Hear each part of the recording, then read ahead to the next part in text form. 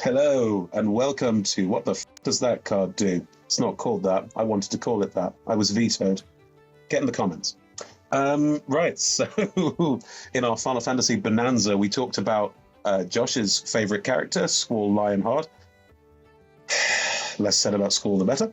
And let's now move on to not my favourite character at all, because no, we can't talk about Quina. Quina's Final Fantasy card is, as I spoke about in the last podcast and will not reiterate, pedestrian. They could have done so much better. So instead we're going to talk about Zidane, who is, what's the full card called? Zidane Tantalus Thief, is that it? Yes. Josh? Yeah. Yes. Zidane Tantalus Thief is the main character of Final Fantasy IX. Yeah, he's a corker. Is good old Zidane. The card itself is 3 red-white, human mutant scout.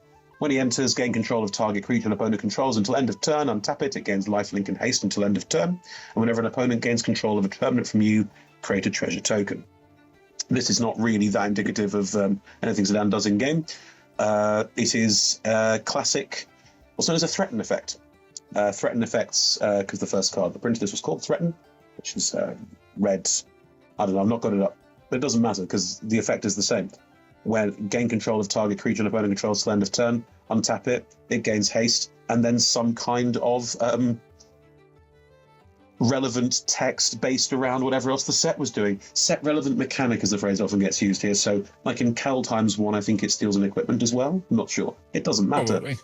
There are hundreds of these cards because every time WotC prints a set, there's a red threaten effect in it that has some kind of set mechanic attached to nick a creature. I've got a whole deck with every single red card, I think, bar like 2, is threaten effects, because that's the point of the deck. I borrow your creature, I hit you with it, I give it back. Simple as that. No need to go any more complicated than that. And the fact that they've reduced Zidane and his very complex character arc to I borrow your creature is part of my beef with how they handle Final Fantasy as an entire set.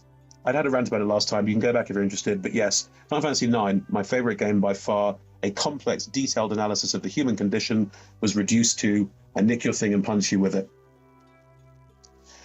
Disappointing. And my trans icon, my favourite, Quina, just makes frog tokens. Quina, where everything is food. Quina, where whenever they eat something, they gain their powers, like classic blue mage stuff. Nope. When you make a token, you get a frog. You can sacrifice, I think it's a token to get a +1/+1 counter. It might be a frog, it might be a food, one of the two. But he gets +1, or they get +1/+1 counters whenever they do that. Josh, where's my everything is food? You've even got Igra, Eater of All, is a card that was printed in Bloomborough that says everything is now food. It's an incredible effect. It's so funny. They just printed a lobster, a fucking lobster in Edge of Eternities that turns all artifacts into food. They do this. They know how to do it. But no, the best blue mage of them all and literal trans icon, it's fucking, nah, I'm not going to get too cross about it. Look, Zidane's a good card. And I'm happy to build a deck around it because Zidane has a very interesting line of text, which is whenever an opponent gains control of a permanent from you, create a treasure token. Not when you give the creature back, get a treasure. It's completely separate. It's a separate clause, which opens Zidane up to some horrendous bullshit. I love this. I've not built this deck. There's a deck list down below, which is the deck I would build if I built it. But yeah, I've not built it. I'm going to say yet, because it's so mean. And it will be a deck that you will not use against me, because we know what my thoughts are on theft in one-on-ones. Theft in one-on-ones is cruel. This isn't theft. It's I borrow it for a turn. It's much kinder. And also, this one isn't as bad as my version of that, because I've got a Balmor Battle Mage Captain deck, which you'll see on screen now, which I haven't got the card in front of me, but it costs nothing. It's like a blue and a red, and whenever you cast instant or sorcery, everything gets +1/+0 and trample, which if you use it as a threaten, you borrow their creature, which suddenly has trample, so you hit them harder with it than they would have hit you. I like that a lot. But yes, that's an aside. You will see that Zidane's EDH rec page is full of threaten effects. They're everywhere. Almost every single card on that. Oh, more threaten effects, because threaten's good, because whenever you nick a creature, you get to do stuff with it on your turn. It's a cool effect. And then when you give it back, you get a treasure. So this is clearly a deck where you put lots of threaten effects in, right? Yeah, Route 1, though. Come on. Why would you do that when you can pop in a Confusion in the Ranks, baby? Oh, God. I love this card. Yeah, This I know card you is do. my bread and butter. If I could marry this card, I would, but I'm already married. And it's my third, so I'd rather like to keep this one. Confusion in the Ranks. 3 red, enchantment. Whenever an artifact, creature, or enchantment enters, its controller chooses target permanent another player controls that shares a card type with it. Exchange control of those permanents. This card is heinous. It's so much fun. If you have a way of making tokens, if you have a way of making creatures bounce and re-enter, you can just you can ruin board states all over the place. And guess what Zidane does? He gives you treasure. Now, you cannot cast this and then cast Zidane because you'll lose Zidane and you don't want that. All you have to do is cast Zidane, then cast this, and then find a way to threaten, borrow something off someone's board. Because Zidane says whenever an opponent gains control of an opponent from you, create a treasure token.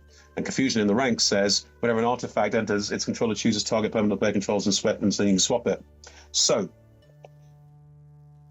Zidane's on the board. You play Confusion in the Ranks, and you find some way to borrow something off someone and give it back. When you give it back, you make a treasure. When the treasure comes in, you give it to someone else.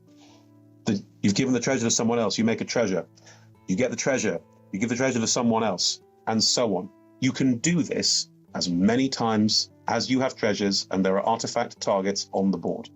When that I person's was going to sorry, say, does it go by the legendary creature, artifact, enchantment type, or does it go by like the human, the scout, the thingy type?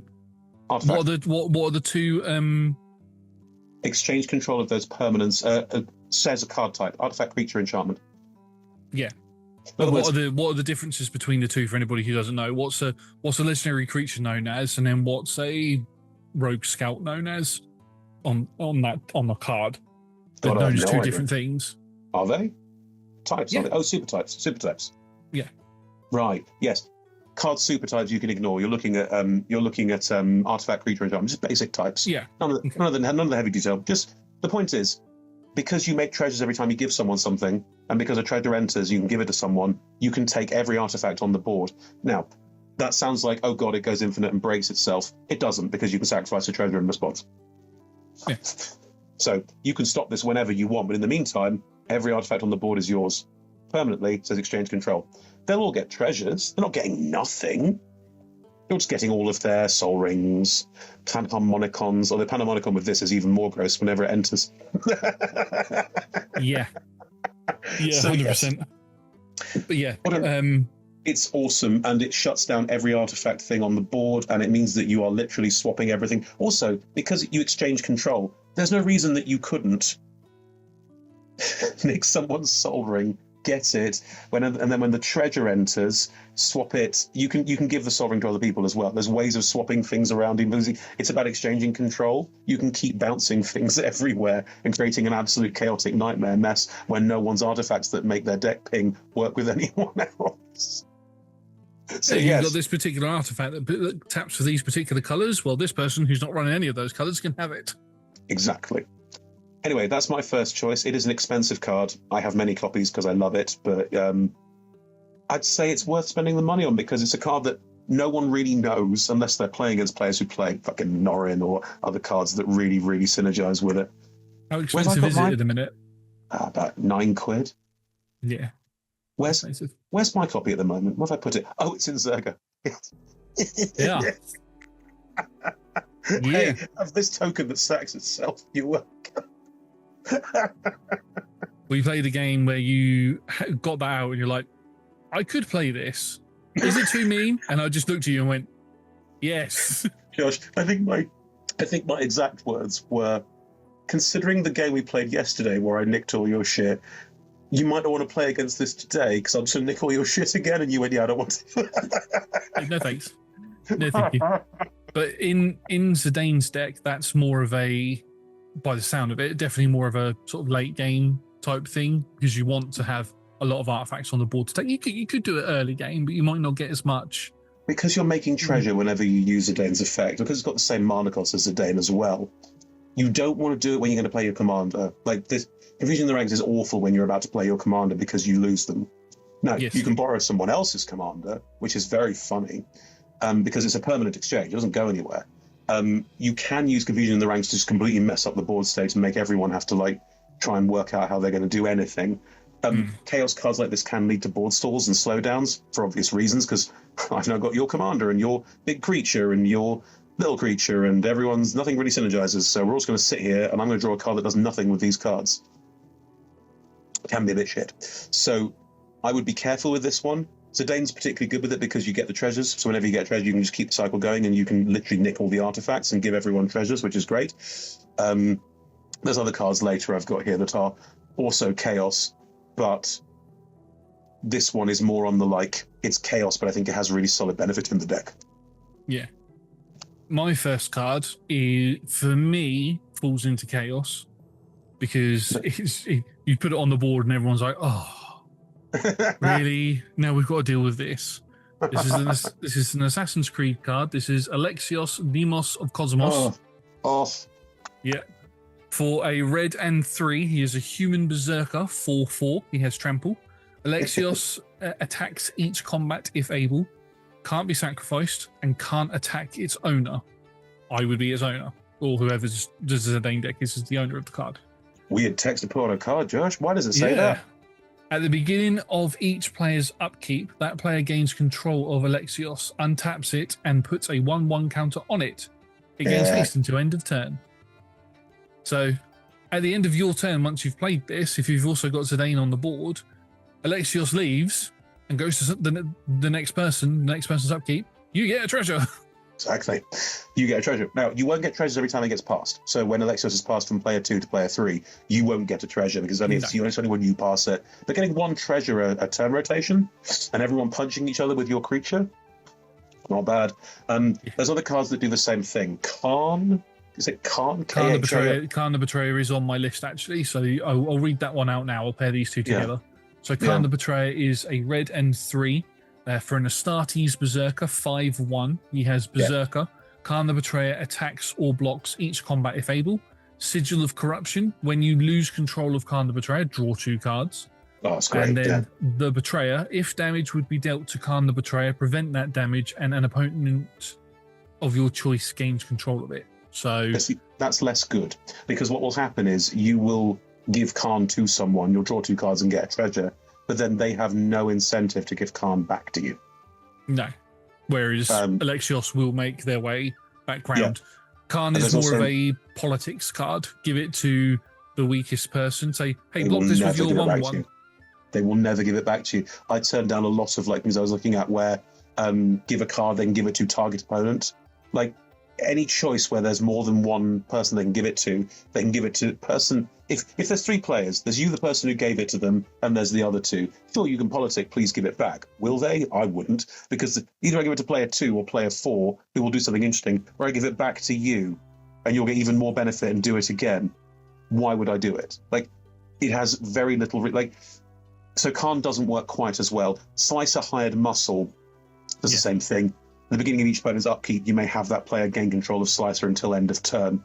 It's every turn, so you're giving it to each person every turn. So you get 3 treasures around. Just Slicer's stupidly expensive because it's a CDH card, but it's the same principle. You give it to people, they attack with it. It's got double strike and haste. This is all the same principle on the card. But Alexios is particularly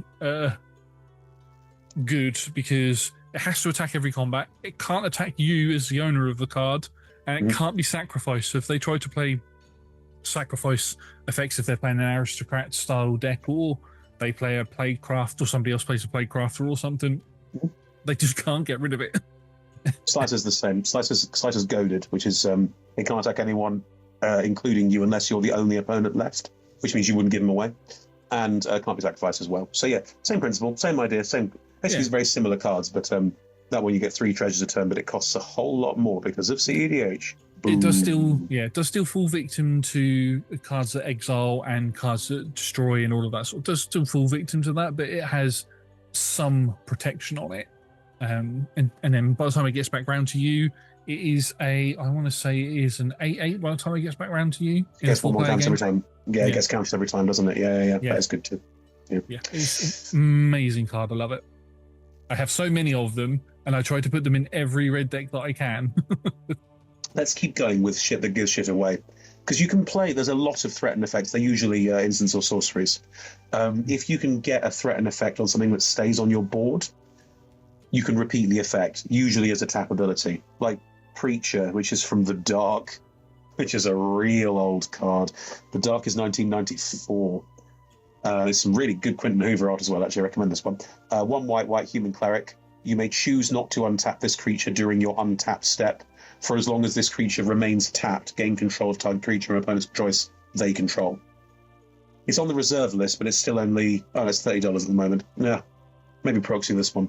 But the reason why this is particularly good is you don't get to choose what creature you get. You just tap it and say, give me one of your creatures to an opponent. And if they say, oh, I don't know, you can go, it's cool, we'll give it straight back. Because it'll stick on your board for a turn, and on your untap step, you untap it, back it goes, you get a treasure. And you say to another opponent, give us one of your creatures, it can be a token, I don't care, it's not important. It's literally just to get the treasure. And that is a 1 treasure per turn trick. You will have it every turn, and you're working with your opponents. A lot of the effects we're talking about today will make your opponents cross. Preacher will not make them cross. You just go, hey, can I have something you don't care about because I'd quite like to have a treasure next turn. I won't block with it or get it destroyed. Then, of course, you can block with it and get it destroyed.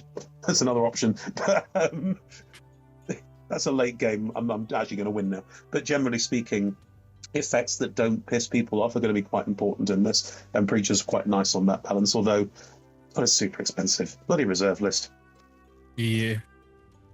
My next card is going down a slightly different angle. A lot of the cards that we've spoken about so far are cards that steal nick things from other people, maybe even give them to other people as well when you sort of bring other things in. Giving them back is where you get the treasures. It's important. Yeah. This one likes to look at copying some of those effects. This is the Jolly Balloon Man.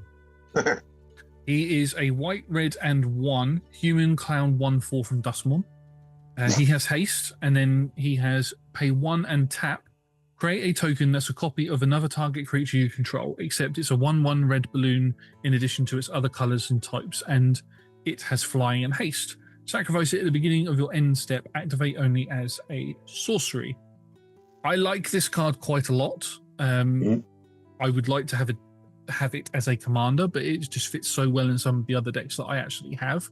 In this particular deck, you can go ahead and make a copy of Zidane. Now, with the legend rule, as soon as that copy comes in, it is destroyed, but its ETB trigger of it steals something still goes off. So you still get to take something from somebody else and then give it back at the end of the turn. So that's a potential chance for you to get 2 treasure tokens at the end of the turn. Because the Dane's effect doesn't state, 1 or more creatures, it just says a creature. Yeah, it's true. So you could get a whole ton of treasure tokens from it. Whenever an opponent gains control of a permanent from you. Or permanent then, so it's artifacts, enchantments, anything like that. The other thing with Jolly Balloon Man as well is that he can be used to copy any of the other creatures that you have in the deck. So if you run other ETB triggers where you have other hasty creatures, or if you'd like a copy of one of the creatures you've just taken from your opponent. It's only a 1/1. It only lasts 1 turn, but it's got a good ETB. Why not? If it's got an ETB or if it's got a sacrifice effect or something like that, and you don't want to sacrifice your opponent's creature because you want that treasure token when it gets sent back, create a token of it, sacrifice the token because the token disappears at the end of turn anyway, and then get the effect off through that way. So it gives a lot more flexibility with... adds more flexibility into the deck. I think it's a very good card.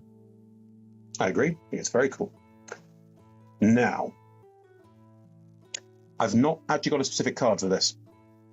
Okay. It's just like a plethora of cards that fall under this bracket. All right. I'm going to use 2 cards to talk about this stuff because it works quite well contextually. Magic has a funny problem in that some of its cards, when they borrow a creature or when they affect a creature, they say return creature to target's owner's hand or return target creature to your hand. The wording on these is never 100% succinct or easy to work out. So, for example, I'm going to use a classic card that we all know and like, Chaos Walk.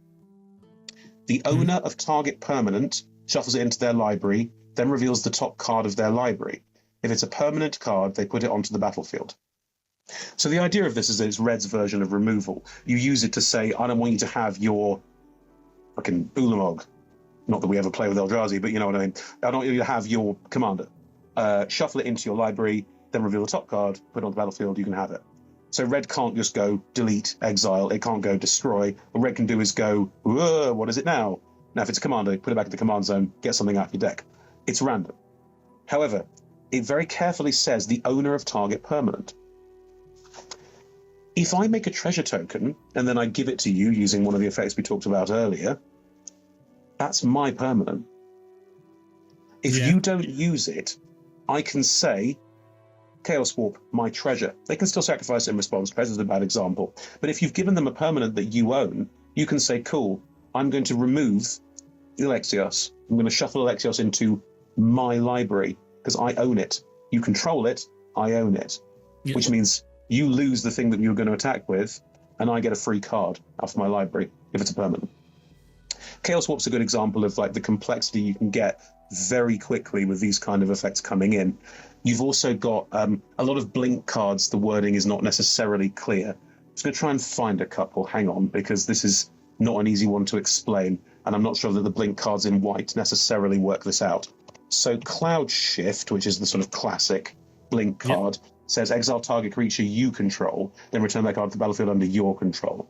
Now, blinking is also good because you can blink Zidane to recur his effect. So blinking's not a bad thing. Blinking also is a really cool way of blocking removal, because if you blink creature in response to removal, the version that comes in isn't the same version they targeted, so they can't target it. Yep. Classic Magic nonsense. Same with board wipes as well. Exactly, yes. But let's look at more blinks. Ephemerate, does that do it? Ephemerate's the other one, yeah, it's the one with rebound. Creature you control? No.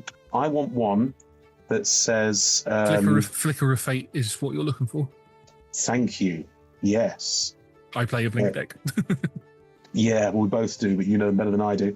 Flicker of Fate says exile target creature, then return to battlefield under its owner's control.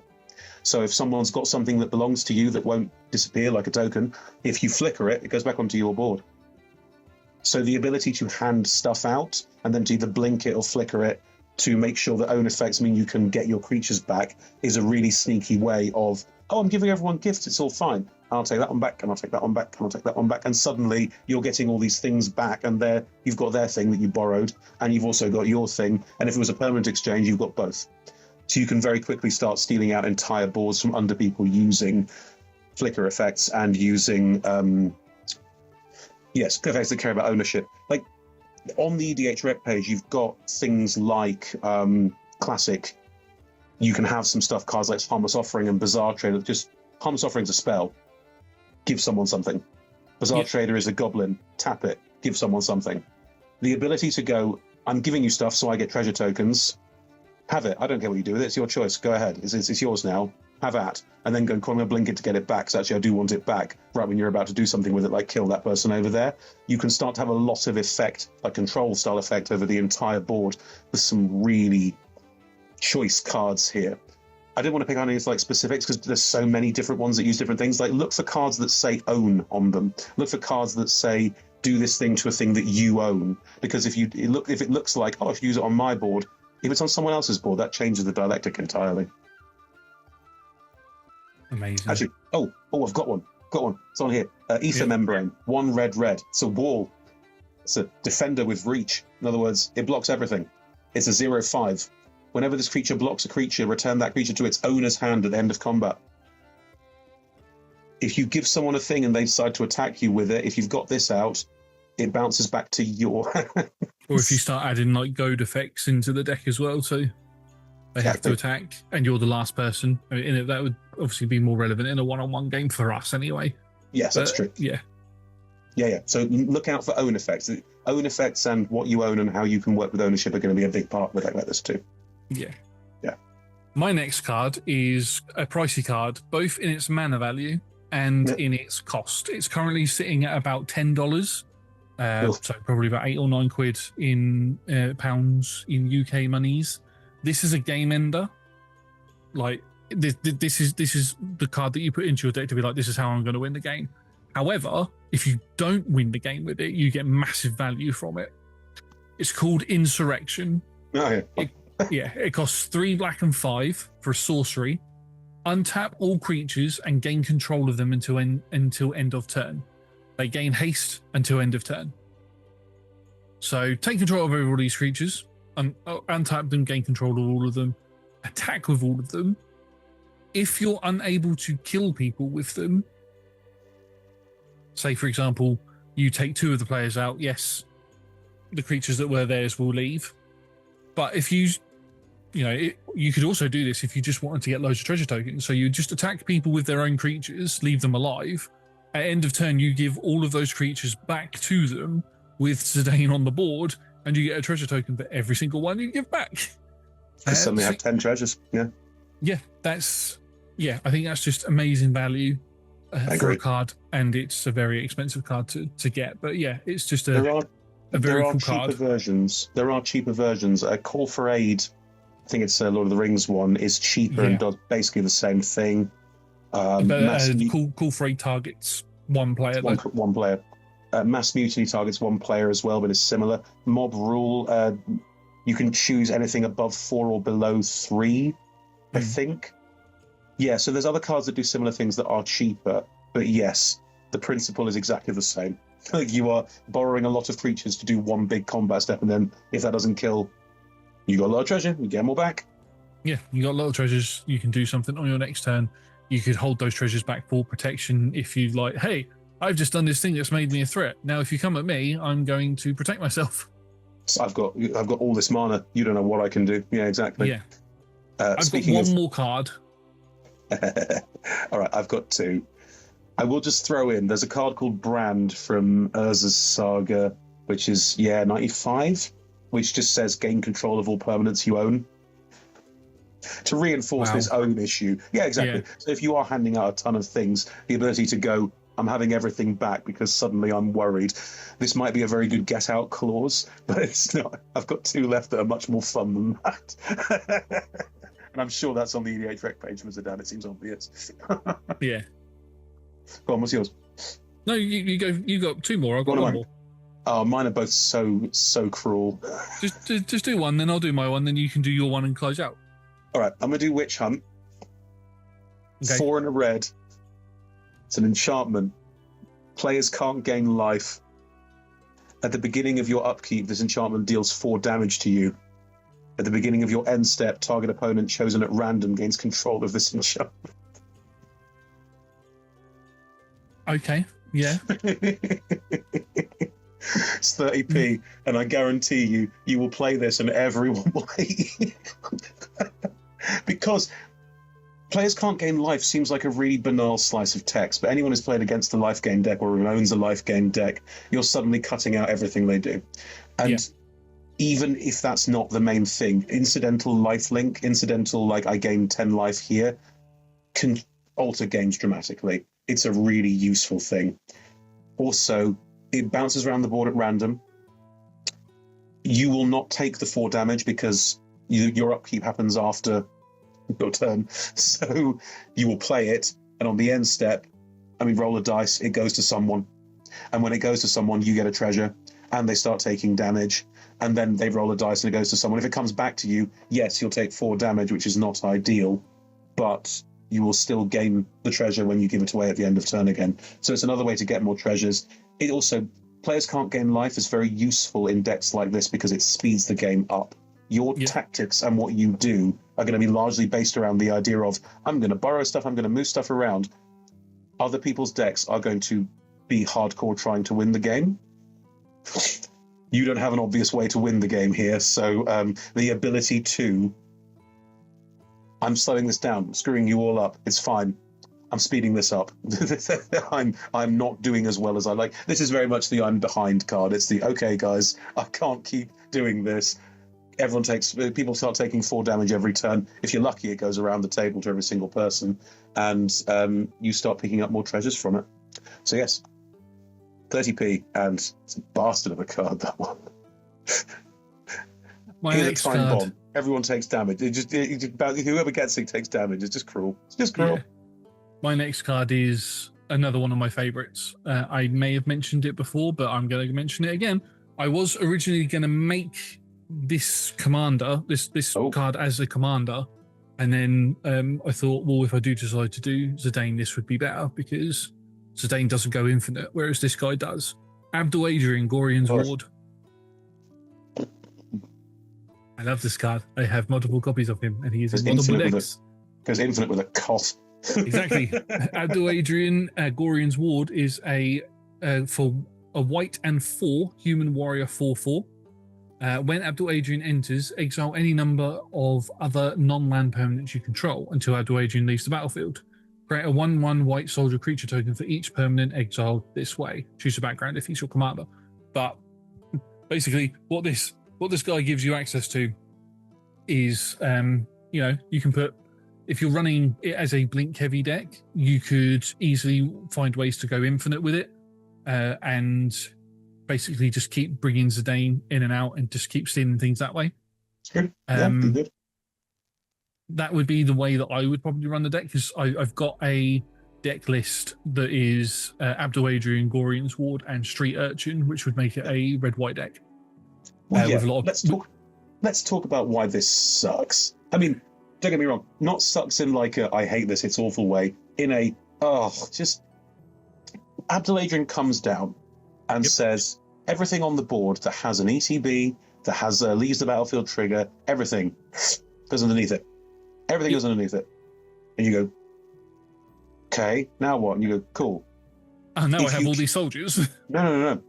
And I make a ton of soldiers. No, the soldiers come when he dies. He dies. They come in as soon as the things get exiled under him. I pull everything in. Here's all my blockers. If you use removal on Abdul, everything comes back again. Yep. If you use any process that you have to try and get rid of this fucking asshole, everything comes back again. So you get all the soldiers plus all the stuff comes back. And if you just cast a blink spell, i.e. get rid of Abdul, pop him back down again, you blink him, he leaves, everything enters, he comes back down again, everything goes back again, you make more soldiers. Yes. It's so hard to interact with because any kind of the only things I have found that are good that make any kind of difference to him are enchanting him so he can't do anything. But even then, you can still blink the damn things, the enchantment falls off, and then everything happens again. It's almost impossible to deal with. And because he's got choose a background as well, you can make him in any color pairing, which means that if you want to make him all about blink, white-blue. If you want to do threaten effects like this, white-red. If you want to do aristocrat style, ping everyone for damage, white-black. It's so easy. All decks that I've made, I've had him as a white-blue deck. I couldn't find a way to get a decent finish on him, so I made it into a white-black deck, which was heinous. But it was pretty much a case of it just always went infinite. So I made that into my Celis Rune Knight deck, which is far more consistent. And I was building a red-white deck, and then we started talking about Zidane, and I was like, well, I was planning on adding Zidane into the deck so I could infinitely steal people's stuff. Yeah. But maybe it might be more fun to have Zidane in the command zone instead, or have him as a backup commander, so I switched between the two. So, that's why I was... Amongst every game group I have ever played in, anyone says I play Abdul, everyone goes, kill it now, kill it before... No, we counter it before it can do anything. It's people's reaction to this card is like the boogeyman. Oh my god, get rid of it. So, fair warning. he's still a ridiculously cheap card though. The most expensive version of him I can find on here is 48 cents. I think that's the penny thing that they do in America. It's Commander. It's Baldur's Gate. The set wasn't widely bought, so it exists in game stores in spades. So it's not an expensive card. Just a good card. Yeah. Yes, right. That's my final card. What is your final card, Chris? It's from Onslaught. It's from Onslaught, so we're talking 93 again. It's called Risky Move. It costs £1.25, just slightly more than I would usually go for, but listen to what this nonsense does. 3 red. Enchantment. At the beginning of each player's upkeep, that player gains control of this enchantment. Okay. So it passes around the table. You'll get a treasure every turn cycle. When you gain control of this enchantment from another player, choose a creature you control and an opponent. flip a coin. If you lose the flip, that opponent gains control of that creature. Okay, yeah.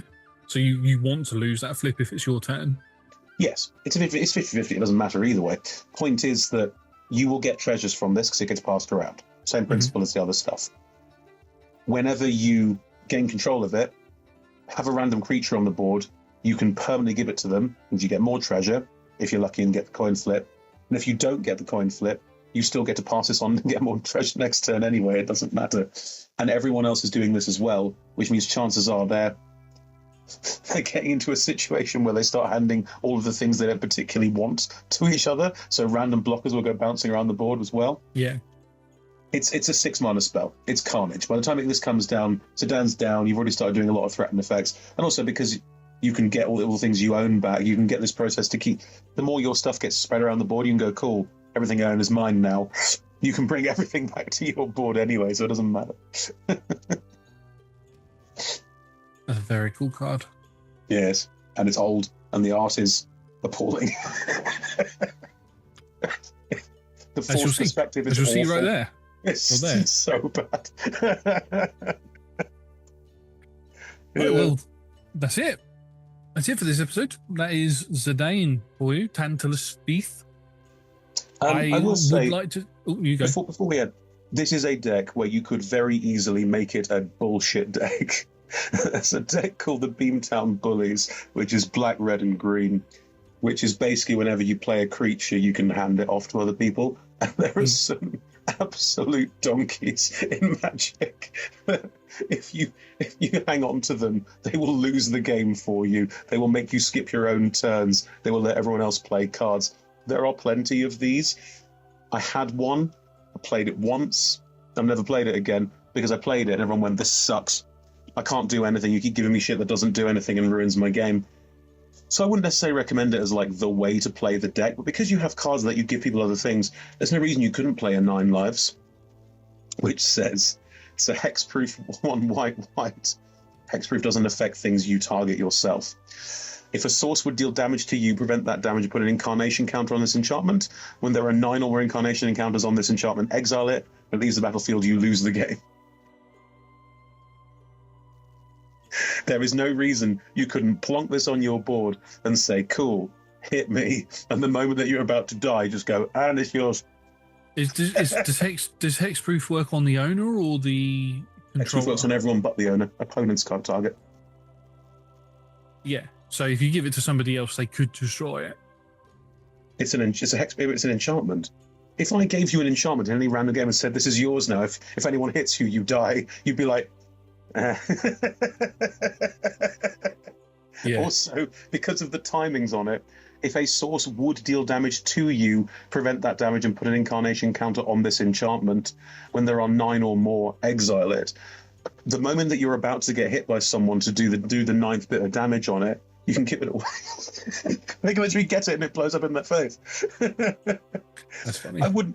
If I made this deck, I wouldn't put a lot of them in because that is very much the that's the get fucked side of this deck. Like, what was it? There was a black one there was a black creature that just said whenever this creature untaps, you lose. Like, it's just some really... The Tantalus deck was cruel, but you could lean in that direction. I'm saying don't do a whole deck based around that because people will just hate you. Do fun, quirky. Do like, everyone's now got treasures. I'm handing them out to everybody, but I get your soul ring. Like that. That's fun. People will enjoy that and then hit them with that, and that's the final way to win the game. We've had fun, now comes pain. Exactly. Yeah, like any good group hug deck, what you want to be is inoffensive. You want to be like, I'm giving everyone treats. I will give you the blocker that you need to block the attack from that one. I will give you the attacker you need to kill that one. I'm helping everyone. I'm everyone's friend. I get treasures when I do it. That's great because everyone gets everything, and now I win. Like, all group hug works exactly the same way. It's I'm everyone's friend until I win the game. Like Bumbleflower does the same thing. Right, well, that's it for today's episode. Yes, it is. This has been What the frick does that card do? There we go. We pick out the weird and wonderful in the world of Magic, and we tell you all about it. Don't play Staples. Don't play Tutors. Anyway, we'll be back. Last week's episode. Don't well, look. the last episode. It's very simple, okay? There's lots of things you can do in Magic, and you shouldn't. Do new things. Do interesting things. Anyway. Play it your way. What? What? Play it your way, unless it's tutors. Anyway. Yeah, we'll be back a couple of weeks with more of these. I'm not sure what we're talking about next. We haven't decided yet. I haven't decided yet. No, we're going to have a discussion. We're having a bit of, at the time of recording this, the Edge of Eternity stuff is due to come out in the next day or so. So we're going to take a couple of weeks to have a look at the stuff that is actually coming out on it, in it, what other people do with it, you know, how it sort of appears on EDH Rec and all of that sort of stuff. And then we'll come back with new commanders, which will possibly have some Edge of Eternity cards like sort of thing, in the list, in the mix. I want to be able to recommend like fun, quirky. Fun and quirky doesn't always mean old. Sometimes it means this card that no one knows about yet. Yeah. Exactly. Yeah, like I didn't there was one card that you mentioned before that I didn't know about. I can't remember what it was now, but it's there. One of the cards. There's many cards that Chris mentions in all of these videos that we've done that I've turned around and gone, like in the Vihan deck, I ended up buying like 2 or 3 of the cards that Chris suggested. And I was like, oh yes, this actually works really well in this deck, because I'd never heard of them before. So and now I routinely get slaughtered by them. I'm hoisted by my own petard. Anyway, if you want to build fun, interesting decks, join us in a couple of weeks for the next one. See ya. Bye. Bye.